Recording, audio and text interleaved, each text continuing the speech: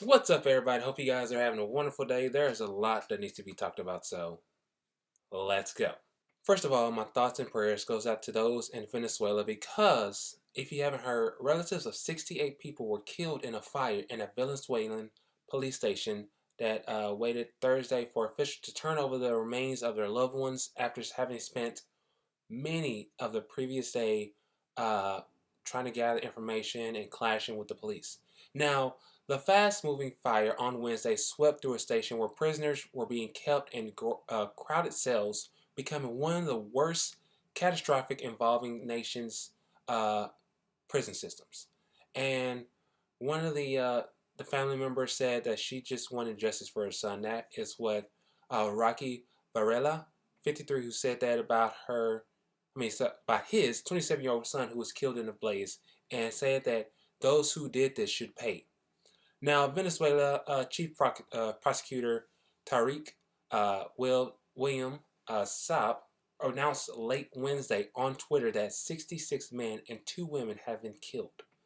And he said that 4 prosecutors were being assigned to determine what happened and who was responsible for this tragedy. And Valencia, a town in the Carabobo state, 100 miles west of Caracas, the capital. And he promised that a thorough investigation to immediately shed light on the painful events that had led to dozens of uh, Venezuelan families in mourning. And human rights groups have immediately criticized authorities for failing to address the rapidly decreasing conditions in the nation's jails. As you know, basically as Venezuela plummets into a economic crisis from that's worse than the Great Depression, prisoners in often crowded jails are going hungry and have staged protests in recent months. Inmates also frequently obtain weapons and drugs with the help of corrupt police guards and heavily armed groups who control cell block freedoms.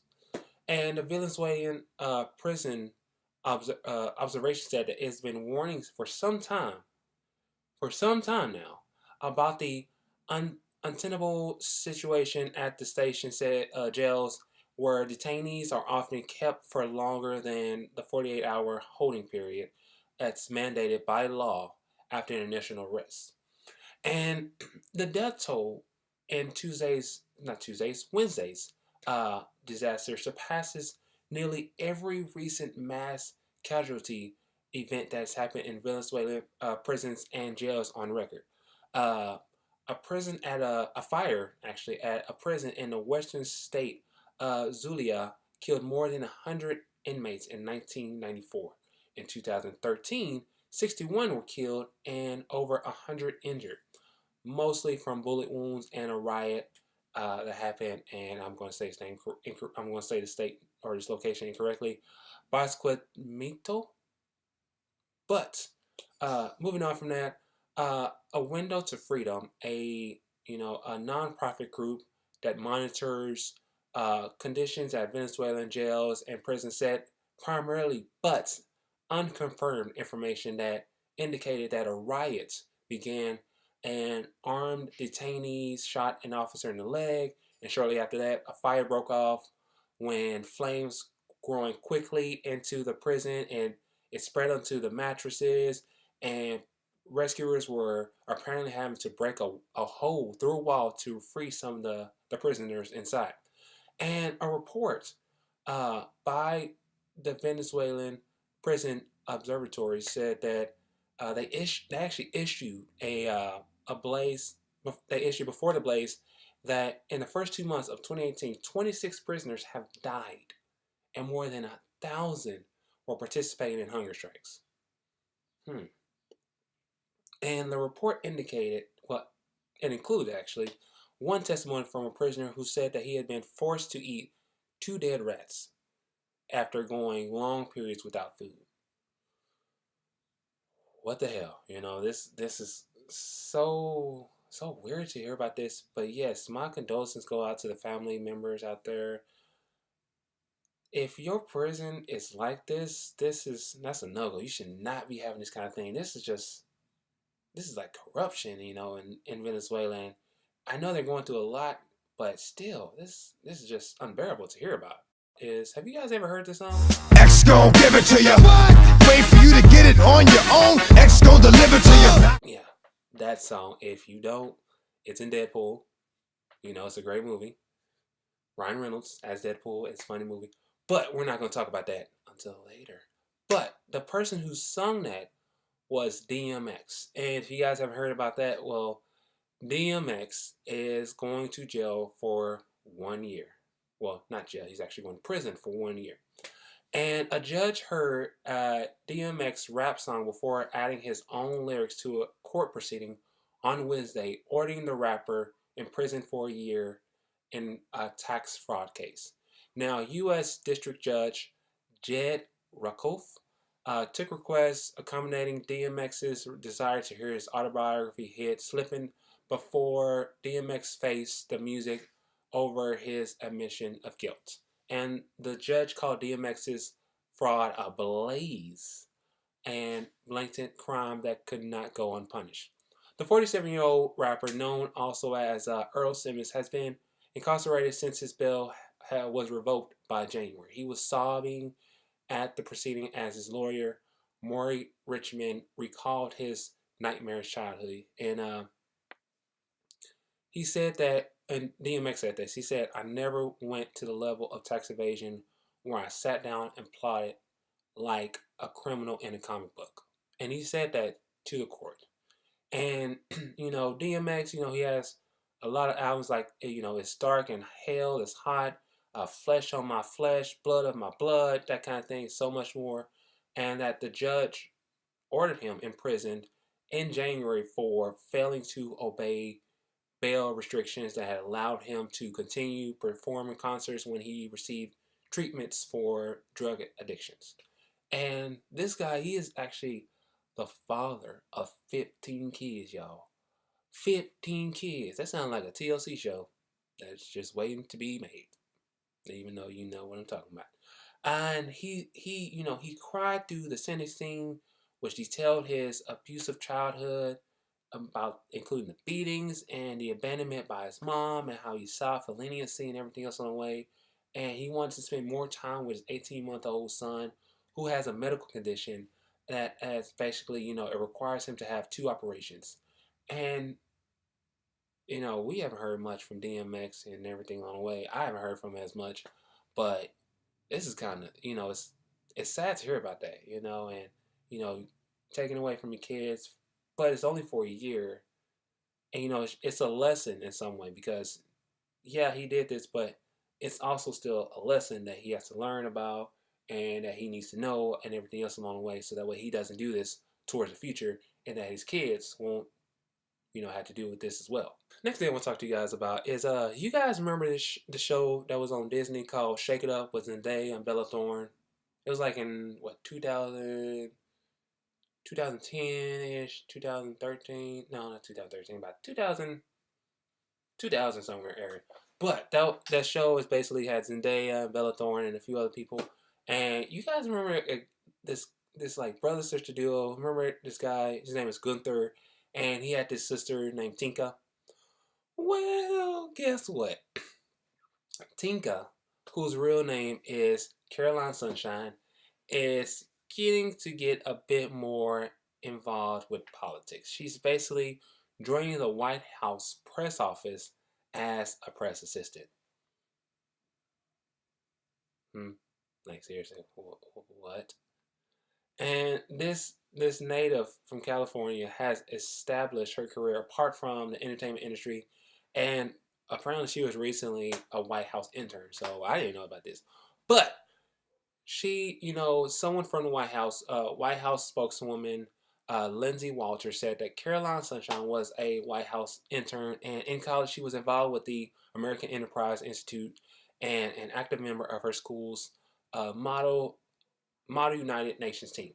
Prior to her internship with the White House, Caroline interned at the office of House Majority Leader Kevin McCarthy, the College Republican National Committee, and the California Republican Party.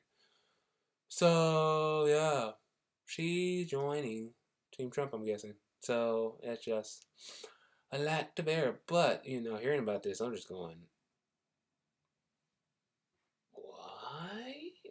Is this news? But, you know, apparently people want to know about this. You know, she's been out in the dark for a while after Shake It Up. So hearing about this is kind of, you just go, what, who is, you know, people go, what, who is this?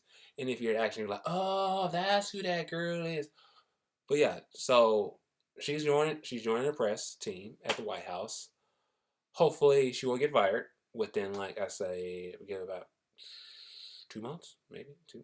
Who knows? But kudos to you, Caroline, and hopefully you are out there having fun with the press team and everything else along the way. The last thing I want to talk to you guys about is Donald Glover, TV and movie actor, comedian, musician.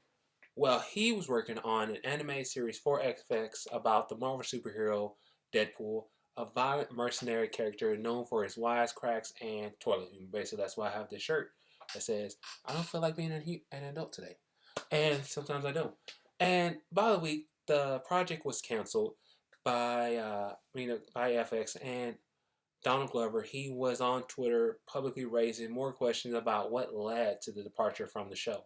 Now, the project is basically, it was a 10-episode run for the FXX channel and announced in May, and which had been a collaboration with Mr. Glover's brother Steven's show, with another pair of siblings behind the show Atlanta, which airs on FX. Now, if you guys don't know, FXX is FX sister channel, and both are owned by 21st Century Fox. Now, but on Saturday, FX, citing creative differences, announced that the project has been canceled, and that in a statement, it has agreed to part ways with Glover and with the network and with Marvel Television. And in an article about the announcement on Variety said that the show may have a casualty of Donald Glover's packed schedule.